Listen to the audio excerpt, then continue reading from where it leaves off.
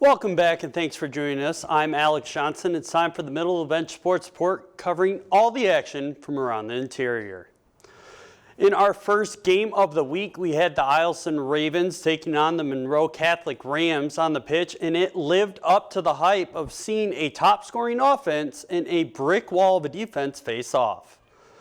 Both teams had offensive chances from the kickoff, with Eielson showing off that high-flying offense from shots inside the box and outside and dangerous free kicks, but the Rams wouldn't be caught sleeping on offense either, finding the gaps in Eielson's back line. Freshman Wayne Horan gets a pass from the top of the box in open space and scores to give the Rams a one-goal lead in the first half. Eielson would find a way to tie it up. A penalty in the box sets up Aiden Donahue with a PQ shot, and he scores the tying goal for the Ravens. Billy Bass sets up a free kick from the 20-yard line and bends it over Mitchell Drayton into the upper 90 for a nasty game-winning goal for the Rams over Eielson.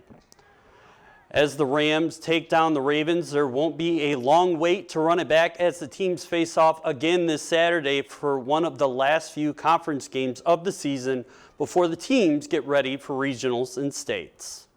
News for Nanook Nation as the hockey team is heading to Michigan this season to compete in the 57th annual Great Lakes Invitational. The competition for the Invitational this year is Michigan Tech, Michigan State, and Fair State. The Nooks will match up with the Michigan Tech Huskies to start off the tournament, and the Spartans will play the Bulldogs after. The day after, the winners of the two games will play in the championship, and the losers will play for third place. The Great Lakes Invitational's first puck drop was in 1965. It was played between Toronto, Michigan Tech, Boston University, and Colorado College. Definitely been to that one a few times. It is a great tournament to watch. The 2023 Alaska State Motocross Championship was soaring over the weekend for the third and fourth races of the year. Quite a few local racers are tearing it up in the standings in the fight for a championship title. A handful of names are standing pretty tall currently in the individual classes. The Huttwanger family from North Pole has Bradley sitting first in the 85 expert class and second in Super Mini. Jackson is third in the pro class and fourth in the 250 expert class, and Nathan is fighting for fourth in the 125cc all-star class. Quite a few Fairbanks locals are doing well in the standings too. Craig Hill is second in the senior vet class. Jordan Hill is fourth in the women's class and fourth in the 250 novice class. And Decker Hill is seventh in the youth class and ninth in the 250 intermediate class. Battling it out with Decker in the same classes, Austin Carroll is third in the 250 intermediate class and fifth in youth. And sitting in between Carroll and Hill in the youth class is Isaiah Erickson, who's just above Hill, sitting sixth. Last but not least is Bryson Russell from Fort Wainwright, who is currently fourth in the 65 intermediate class.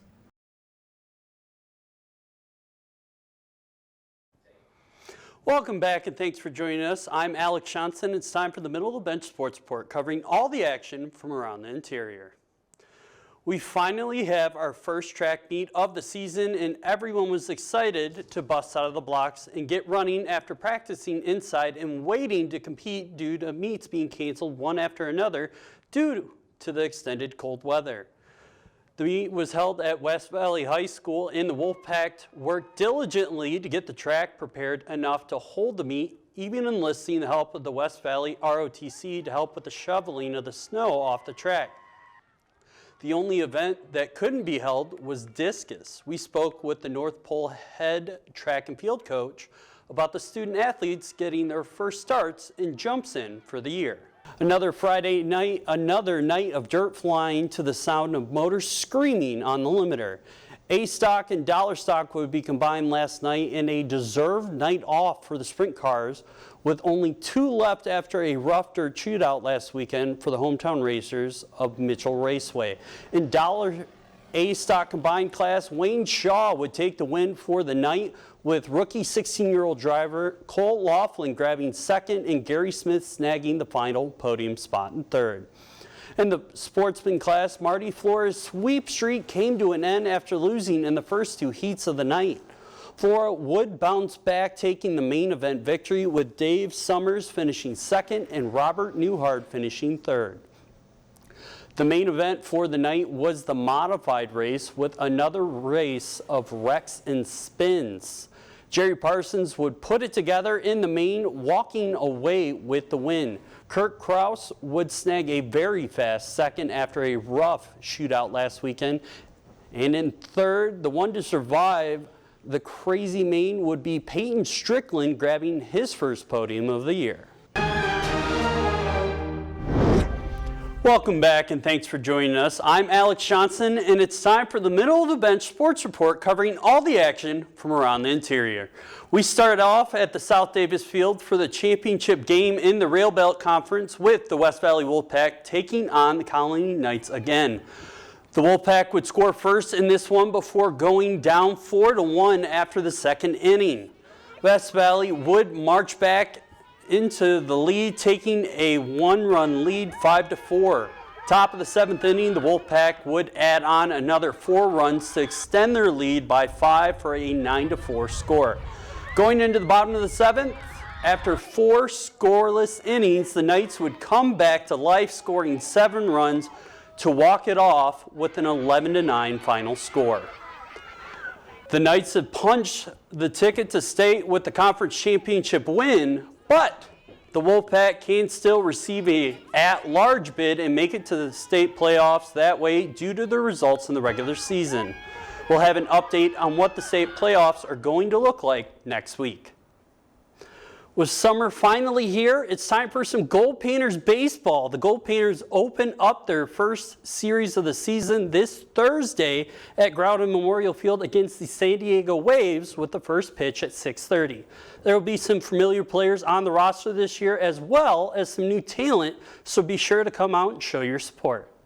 The Gold Painters made the series with the Seattle Blackfins an interesting one. Saturday, Alaska's team would finish Friday night's game that was postponed in walk-off fashion off the bat of new face Evan Scaley to win 8-6. After all the craziness from Game 1, Game 2 would be a pitcher's duel to the final out. Chico State right-hander Garrett Erickson would get the start from the bump for the Painters in this one. He would let a run up and give up 4 hits. Eddie Alfaro would help give the Painters a 1-run lead with an RBI from a deep sac fly to bring in Barango from third in the bottom of the second. The game would be relatively quiet on the offensive side, and Mason Schmidt would come in the top of the 6th to take over for Erickson. Schmidt would have his best outing of the season for the Gold Painters, using his breaking ball perfectly.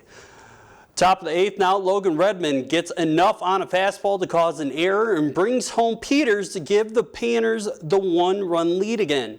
Schmidt would finish off the Blackfins for a 2-1 victory for the Gold Painters in Game 2. We spoke with Coach Carlos Gonzalez after the game about the win and the performance for Mason Schmidt on the mound.